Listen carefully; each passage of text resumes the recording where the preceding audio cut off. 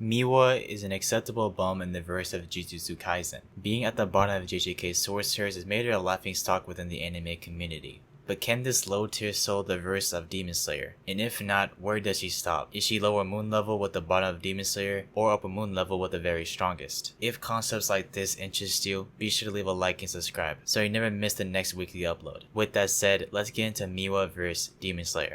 Miwa truthfully doesn't have any solid feats to scale her from. We know early on she's able to minorly keep up with Goodwill Maki. While she was outpaced by Maki, this is the same Maki who's able to catch and react to a bullet. I know there's many arguments about this feat in particular, but given there's many other bullet dodging feats in the same series, as well as a later awakened Maki who's able to react to lightning, we can give Miwa the range of subsonic to possibly subsonic plus. As for AP, it's just kinda a mystery since she doesn't ever show her attack potency. All we have to go from is that she's maybe relative to Goodwill Maki and majorly beneath Kenjaku. She's likely scaling to grade 2 curses in which are around the small building range, with this increasing in potency alongside speed with Bado sword drawing. Using in tandem with her new shadow technique to unleash an increased attack at the cost of her legit putting all she has into it. With all that said, Miwa is one of the weaker sorcerers within JJK, but does that make her weak in Demon Slayer? Let's find out and see how far she would get in the world of Demon Slayer.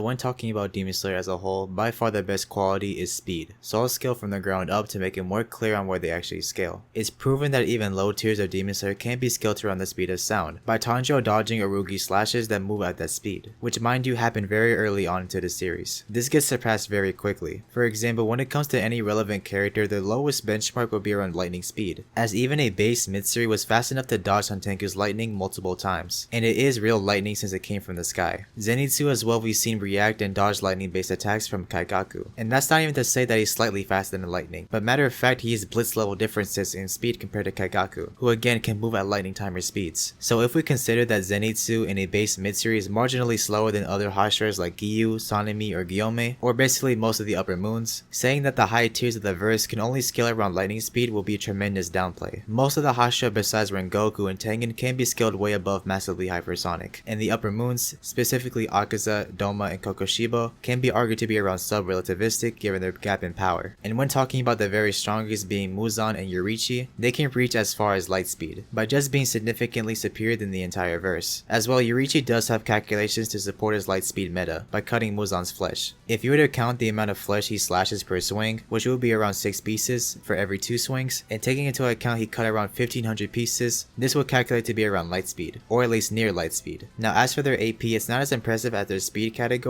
but it's very simple to understand. The majority of the verse is usually around building level, as even the weaker versions of the main cast were able to fight against Daki, who has shown being able to slice multiple buildings. Gyutaro is also the same with his final attack destroying multiple buildings at once. This line of scaling would mainly apply for the weaker side of Demon Slayer. As for the higher end of Demon Slayer scaling, the baseline would come from Doma's Ice Buddha statue, which has been calculated to be around city block level, and any character that is stronger than Doma can scale above this feat by a very significant margin, as not only Doma was near death when performing this feat, the author has also stated that Shinobu used 700 times the lethal doses that she would normally use, meaning Doma was 700 times weaker when making that Buddha statue. So determining how strong characters actually are depends on how strong Doma would be at full power. But I know that's gonna be extremely contentious with you guys, and some of you may disagree, so I think a reasonable scale for Doma could be at least multi-city block or small town level, given there is likelihood he could scale higher. And characters who are weaker than Doma like Akaza, Hantenku, and most of the Hashira can arguably scale to that city block level range as well, as they should be stronger than a 700 times weakened Doma. As for the strongest characters like Koku, Muzan, and Yurichi, they can be argued to be at least small town level, given how exponentially stronger they are compared to the rest of the verse. And that's still kind of a low ball. Yurichi and Muzan specifically could scale as high as large town level if they are at full power. The abilities in Demon Slayer isn't very vast. The main power system is rooted in breathing styles, which, as the author confirmed, aren't even physically real. They're more of a concentration technique that enhances the swordsman's body and perception. So in terms of hacks or special abilities, the real game changers come from blood demon arts. These are the actual supernatural powers that demons wield, and they're what defines the biggest threats in the series. Take Gyutaro for example. His blood demon art allows him to generate sickle-shaped blades from his blood. His attacks are laced with lethal poison. Then there's Gyoko, who is far more versatile. His techniques include teleportation through vases, trapping enemies in water prisons, and altering physical matter by turning anything he touches into fish. On top of this, he also uses poison.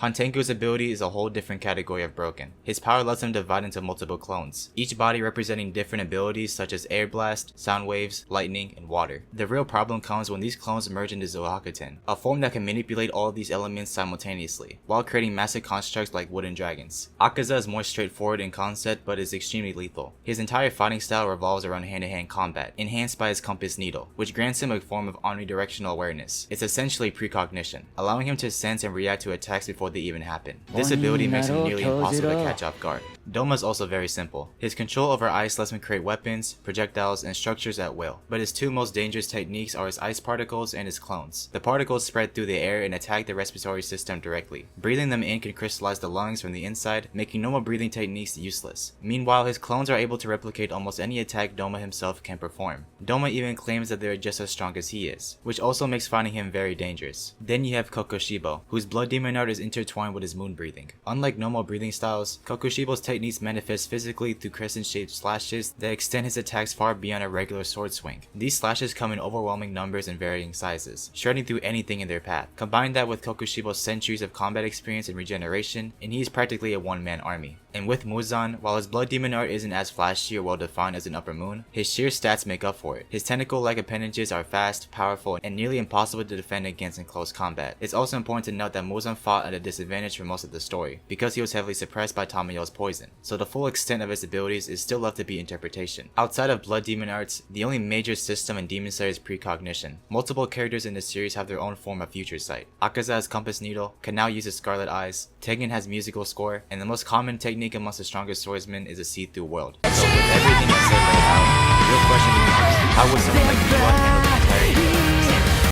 Now that both have been scaled, it's quite clear that the Demon Slayer verse is just significantly above Miwa, but that doesn't mean there isn't characters Miwa can't defeat. Taking a look at some lower level demons such as the Swamp Demon and the Hand Demon. While I do think Miwa can beat these demons, their speed and abilities would be difficult to manage. Her AP should be above the durability, since the Hand Demon has a feat calc at small building level, and the Swamp Demon who was shown to destroy a wall. Their speed should be similar, but Miwa would be barely faster with the use of her bottle sword. Like previously said, her issues would fall with the Swamp Demon's Blood Demon art, which allows them to freely move through walls and even the ground. This augments them the capability to teleport Miwa to a pocket reality, which would weigh Miwa down in this water-like swamp. Since there's multiple of these demons, they can all focus their attacks on Miwa specifically. I don't see her losing this, as both early Nezuko and Tanjiro can combat and react to a majority of their attacks. Next up would be Yahaba and Susumaru. This fight becomes an issue since there's going to be two of them with unique and viable abilities. One's Blood Demon art augments arrows that can change the direction of said object touched. Susumaru has Tamari balls as attacks that can be ricocheted to attack opponents. Using in tandem, they can both use their Blood Demon art to overwhelm their opponent. Since it's going to be a 2v1 and they're just a tad bit stronger than the previous opponents, this fight looks grim for Miwa. If she's able to get off Bato's sword attack, then she better pray she gets both of them, because after this attack, she's going to be left wide open. And it becomes extremely slim since these demons have infinite stamina. So if she's able to get both demons in quick succession, she wins, but if she only gets one, then she loses.